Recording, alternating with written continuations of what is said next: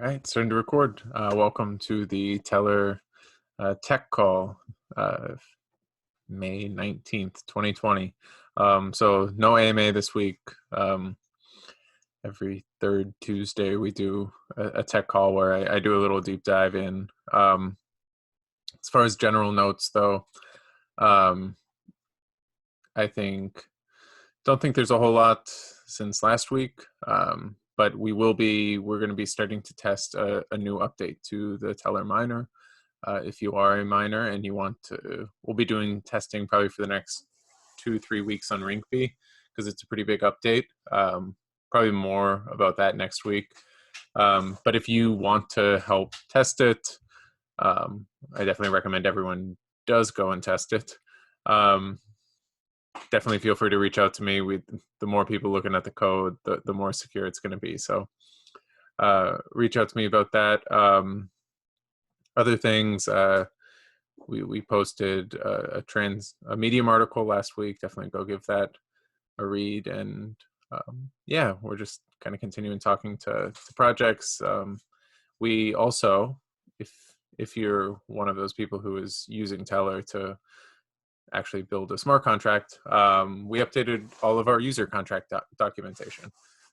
So the npm package, npm install using Tellor, we updated that. We updated a lot of the documentation. We think it's super easy, but I'm sort of a little biased, so I have a little bit of deep knowledge of this stuff. So if somebody wants to go try, we actually have a sample using Tellor repo out there now on our GitHub. If you want to try, like, I don't know, you just want to like update a variable that has a price, go give it a whirl, and yeah, it should be good. You know, I'll throw somebody $50 worth of TRB if you go do that and send me a verified contract on Rinkeby. First one to do it. Anyway, okay. So today, though, for our talk, we're going to talk a little bit about just the Tellor Miner. The Tellor Miner is really just a giant part of our system because it's all the off-chain pieces basically for Tellor. So I'm sure most of you who are watching this video know how Tellor works. So we have on-chain, somebody will request ID 1, which corresponds to the Ethereum US dollar price. And then parties who are staked will compete at proof of work mining. And then they'll grab the Ethereum US dollar price once they solve the challenge and submit it on chain. Really all that Ethereum stores is, we store those values that the miners push on chain. But you can really think of the Ethereum piece as this, it's sort of two-part. It's this escrow contract. So the escrow contract piece, it holds the miner's stake in order to slash them if they lie. And then it also has the ability to print new tokens. So it's this escrow contract that deals with the token balances, and then the other piece is a database. So it's these time series, IDs 1 through 50, and then it keeps track of all of the values that correspond with them. That's about it. That's all that's on chain. That's all we can see. What happens off chain, we can't see. And the off chain pieces are the miner. We had initially actually, I'll get into this at the end whenever I talk about a lot of where we're going with it. But how you split up what is stored on chain, what is validated on chain versus what is off chain, it's a balance. And we're definitely trying to find the right balance. But also, if you're watching this, I'm not going to really actually look at the code for the miner. I don't expect many of you guys to jump in there. Just kind of walk with me through the current structure. So the way that the current structure of the miner works, it's up on our GitHub, it's two pieces. So we have a database, and then we have the miner piece. Now, the reason that we split it up like this is the vast majority of computational power, the vast majority of time, whenever you're running this is the proof of work. So proof of work, for those of you who don't know, you have to just solve some random puzzle. In our case, we use SHA-256, RIPE-MD160, and SHA-3. They're 3 different hashing algorithms. You have to hash your public address, the challenge. So that's like every time somebody requests it, it creates this new challenge.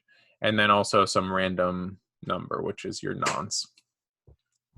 Whenever you hash all of those together, if you do a modulo, so you divide it by the difficulty in the system, the difficulty is a variable in the Tellor Miner system, that should equal 0.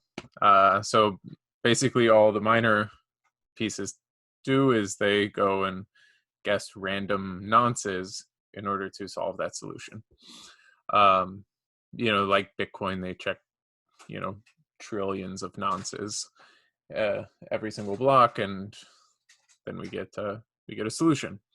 That's a relatively simple piece. The harder part is we're sort of maintaining this database. Right now we have 50 IDs on Tellor. So these are what we call pre-specified requests. We have them actually identified in the miner. So ID 1 corresponds to the ETH US dollar price. Where it says ETH US dollar price, it doesn't actually say ID 1 is the ETH US dollar price anywhere on Ethereum. No, all Ethereum knows is this is ID 1. What it corresponds to is what we specify in this code base. And the miners, basically, if we're all running this code, they would all grab the ETH US dollar price and submit it on chain. Basically, whether or not that is the ETH US dollar price, what's true or false, meaning like what the miners submit and whether or not it's true or false is basically just determined by whether or not somebody's going to dispute them. And since we all sort of agree that ID 1 is the ETH US dollar price, nobody's going to dispute them if they submit an ETH US dollar price. That's the basics of it. The big thing, so all this database does is it has a list of hundreds of APIs. ETH US dollar price, we have several different ETH US dollar price APIs, several Bitcoin US dollar price APIs. And we keep a mapping. So we check, it's a variable every 10 seconds, for instance. You go and check Binance.com, you say, hey, what's the ETH US dollar price? They say it's 100 or 200. And then we update our database. And we do that for all 50 IDs. Every 10 seconds, we have this database stored here. And then whenever the miner solves its proof of work thing, it's ready to submit. So it wants to submit as fast as humanly possible because, it's a race. The first 5 get it. And if you're number 6, you don't get anything. So you want to submit it as fast as possible. We didn't want people to have to then go check an API and wait for a result, or if the API calls bad. So all they do is they should be running this database with their miner. They say, all right, I solved it. What's ID 1? Submit it and push it on. And that's basically all the miner does. And then in this database also, in addition to all of the various IDs, we store the current challenge, what the current request ID is. That way, if 5 people submit and then the challenge changes, the miner switches as well. So he's monitoring, say, every few seconds, hey, did the challenge change? Hey, did the challenge change? And most of the time it won't, except every 10 minutes. And that's the basics of the miner. It's a simple system, but there's a lot of nuances to it. And that's what I'm going to kind of get into now. So some of the nuanced pieces that we've run into in the past. So, with the current issues is mainly it relates to maintaining this database, because what happens when, or what should happen if your API returns 0? for ETH US dollar price, or what happens if, probably a better example, one that's sort of happened in the past that's really tough to deal with is, let's say everybody else's API is working, but since you're located in a country that the exchanges don't like your country, they geo-block you. So you can't read from their API. Everybody else can read from their API, but you get zeros or you get some other value. Ideally, you wouldn't submit, to be honest. And this is where we're sort of working to make it more robust, because you want your miners to be able to compete, and you want it to sort of be censorship resistant, but you don't want to have it sort of reliant on these centralized APIs. And that's one of the tough pieces. And what we're working on sort of explaining to miners, we've changed some of our documentation, is whenever we say ETH US dollar price up here, we want this to mean more of this nebulous ETH US dollar price. So although we say, in the AP, in the miner code, like it goes and grabs the Coinbase or the Binance price of ETH US dollar, it's really just a suggestion, because we actually don't know what ETH US dollar price you're grabbing. If you're running our miner, that's great. A lot of people are running custom miners where they build their own systems. All we see is Ethereum. So we just see ID1 and whatever you submit. We can't verify what another party's puts up. So if they put up 0 and they're like, well, that's what the API you told me to submitted, there's not really any way for us to check that. We just want the database on Ethereum to be good. And that's really the goal. And we want to make it as robust as possible. And some of the things that we're doing, so our next miner upgrade, which I mentioned, we're going to be adding in some more APIs. Obviously, if you can take a median of 10 different APIs, it's more robust than if you just have to query one. And then, the other piece that we're looking to, so this goes into like where the V2 is we want to actually move to more of like a more traditional node structure. Whenever you think of like Bitcoin or Ethereum, you can actually run a full node, a non-mining node. And what this means is you could maintain this database and you can share it with each other. So here I have the little happy faces. So think about if you had a database and other people all had databases, and you could share it. That way, if one party gets sort of censored, you reach out to a friendly party who and they share their value with you. And that's something that can help sort of move Tellor into this more censorship resistant state. Because that's one of the hard pieces for oracles. Chainlink, really, one of their big boasts is they can read from authenticated APIs. And it's sort of it's a non-starter for us, because we don't want to read from authenticated APIs. We don't want to read from, really any APIs. If there's a central point of failure there, where the APIs are all known and they can shut you down or change your prices, that's really bad. You want it more flexible than that, and that's where we're slowly moving to, is in that peer-to-peer structure, as well as just adding in more APIs, more different queries that you can do. But ultimately, it comes down to how we're going to be sort of reading the values on chain. Because if it comes down to these data specification pieces where the price, the Bitcoin US dollar price, is actually different.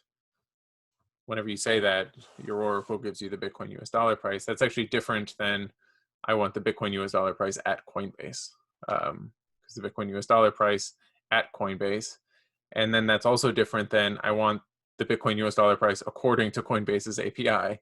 Those are 3 different things, because their API could go down, or maybe their exchange could experience some sort of flash crash. Maybe you want more of a tradable price. There's a lot of different factors, and what it means is that how you structure those, I guess, data specifications is really what your oracle is. And that's something we're thinking really hard about. We think that more of the future for actually decentralized oracles is having more of this sort of vague definitions of where we just want a Bitcoin US dollar price on chain. It's very robust and you can see it over time. It doesn't necessarily correspond to one specific exchange. So you might not want to use it, you know, if you're that specific exchange, for instance, but it's going to give you a reliable price that's not sort of that isn't sort of subject to some censorship concerns.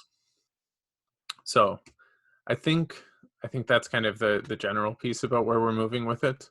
You know, the hard part whenever you're moving to any sort of peer-to-peer system is, you know, how do you verify if you have a malicious actor in there, or if you you know, how do you make sure that people are being honest when they're sharing these things, and how do you maintain state across these peer-to-peer nodes? Obviously the answer would be like if we had Tellor's own blockchain, but you know, I don't think you necessarily need that. I think it might just be overkill here. I think having a little bit of goodwill among miners and then across different nodes is definitely possible in this case, especially whenever you, for the most part, almost all cases, you should be able to reproduce the data yourself. The peer-to-peer network should just be sort of this robustness check on top of it. So there wouldn't necessarily be any reasons to do that. And I even expect kind of communities to form where they'll use it to share data amongst themselves, but maybe not other people. One of the other things that we're doing, so this was announced in the V2 doc, and I went over it a little bit, but it has to relate to the miner, is we're getting rid of the arbitrary data requests. A, nobody uses them, and B, what this means is that every piece of data is going to be specified off-chain. So kind of like I said before, ID1, it's not specified anywhere on-chain. We actually made a way for people to request data on-chain. So you would submit the API, you would submit where to go get it, you would submit how to parse it, for the miners, all on-chain. But we're sunsetting that feature. Basically, it is sunset already. But the reason is that we don't see those generic API requests sort of being the future, I guess you could say. It adds a whole lot of complexity into the miner. It allows people to spam with a lot of bad API requests. And more so, it doesn't really add anything versus just specifying it off-chain in the code. Specifying it off-chain actually allows you to make sure that you're going to get a good query. And it also gives the miners a little bit of leeway to make sure that they can get what that specific ID means. So now if you want to add a new piece of code, so say you want, I don't know, the price of silver thrown on chain, you'd have to actually just make a pull request in the miner. So you wouldn't even specify it on chain. You would just say, hey, from now on, ID 52, that equals the price of silver. Here's some APIs to go get it. And then people can start pushing it on chain. And then if all of the miners, and mainly of all of the token holders, who are the real controllers of the system, if they agree that, hey, if somebody requests ID 52, you have to be submitting a valid silver price or we're going to dispute you. Those are the people that really maintain the system. And that's really why, you know, we want to have more of a cohesive relationship between the token holders and the miners. You know, I know right now I would say we don't have that. That's definitely one of the things that I want to grow. So right now we have a lot of miners are sort of their own separate community. They build their own custom miners, and they don't tell us about them. And they're the ones who are mining on the system. But then you have the token holders who are different people, who ultimately decide whether or not it's a good or bad value. You know, you want to blend those two as much as possible. You know, obviously, like one solution is, you know, whenever you move to like a proof of stake system, then you perfectly mend the two. But oftentimes it's not always good to be perfectly blended. You want to have that push-pull balance where you have, the security of it is not directly tied to your token holders. Because mining does add a bit of security, and having a sort of a neutral third party that is just incentivized to add security to your system without, sort of any care about it other than that, you have to think about where that fits in and what the right role is. But so far we like them.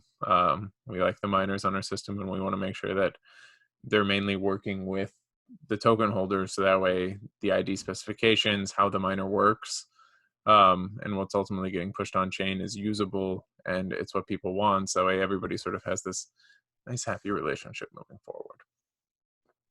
So as far as, kind of current landscape too, like I was just talking about, some of the other issues with the miner that we're starting to face, if you guys have seen. So whenever we actually initially launched, we quickly shot up. We had over 100 miners. This was like back in October. So, we had a 2-cent price and and over 100 miners.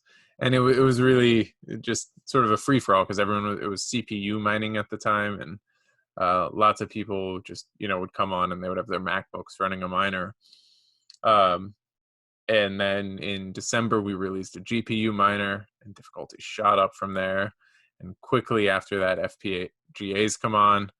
And now it's to the point where it's big mining pools, just like you would see in Bitcoin or Ethereum. This is fun. This is great. It's sort of the evolution. The next evolution is like ASICs come on board and they dominate further. But the big problem is that so you go from having 100 down to 30 miners, and it's a problem in that it's more of a small nuisance, I guess you could say, because you want decentralization, but they don't necessarily control the protocol like they do in a Bitcoin or Ethereum. If basically, even if you just had one gigantic ASIC miner, you sort of got him by the balls, because if he lies or does anything bad, then you slash him and he's not happy. In addition to the fact that he probably has a whole giant investment in ASIC chips. So we like that giant investment that he has to make, and we like that big staking piece, but you do want multiple parties. So, some of the things that we've identified that we're fixing with the V2 Tellor, we want to make sure that they have enough invested. So we're actually we're saying that each miner can only win one time per hour. So this actually just limits the profitability of the big miners, sort of, because what will probably happen is if a miner can only win once an hour, say they were winning 10 times in an hour, and now they only are allowed to win once an hour, you'd assume that the miner would then just go stake 10 times and win on 10 different addresses. But this benefits Tellor, because now they had to, instead of just staking 1,000 tokens, they stake 10,000 tokens. And this does increase kind of the miner cost. But we think it more properly aligns, because if you're controlling that much of the hash power, by having to buy tokens and stake them, now you even have more of an incentive to work with us, in building this and making sure that you don't get disputed, because you have so many tokens at risk. And that's really where we want to align things. We don't want you to just be able to come on, take over our hash power, because part of the problem is even if you take over 100% of the hash power, we're not really worried you're going to be submitting bad values to the network. We can dispute you and you'll lose money. Some of the bigger problems come in basically just griefing the network. So like, if a miner comes on with, say, a whole bunch of, like an A6 mining farm, they rack up the difficulty and then they just drop off the face of the earth. This is one concern that we actually have that we're fixing. It would just take the other miners, a really long time to mine a value, and the Tellor network would freeze. So we're actually putting something in place in V2 that'll say, like, if that happens, you either have to wait, you can solve the solution, or if you just wait like 3 times the target block time. So it would be like 30 minutes here or 15 minutes in the next one, and then the difficulty is basically 1. So anybody can submit. And what that'll do is it'll take away that risk that if they drop off the face of the planet, you know, we won't be stuck without a value for 2 months while we wait for everyone else to mine it. But like I said, you'd have to be a really dedicated miner to do that, just because if you could push the value up that high, the difficulty up that high, you own a very significant hash power, which means you likely paid a whole lot for specialized hardware, which would probably make you want to see Tellor succeed, or at least you would think so. So that's one thing we're fixing, and then kind of like I also said, we're increasing the stake if you want to be one of the bigger miners in there. I would love it to see. We love the big mining pools, but hopefully we can see lots of different pools as well. The mining security and a high hash power is good, but it's kind of like I've been saying, the real security of the system comes in our ability to dispute and sort of monitor the behavior of these parties. So that's really where we need to maintain our focus, and we need them to sort of know that, because it is a little bit different than a Bitcoin, where if all of the mining pools own 90% of the hash power, if they wanted to have a fight with the developers, it could get really ugly pretty quick. So anyway, that is the Tellor Miner. I'm going to kind of give you guys a shorter call today. I don't necessarily want to get too much into any of the code, but like I said, if you're a Golang programmer and you want to have at helping us build the miner, if you're a peer-to-peer developer, we'd love to have you kind of toss around some ideas and help us build this thing out. It's a key piece of our system, and we've just kind of been making it better and better each month. So thanks for listening, everyone, and talk to you guys next week for the AMA. See you.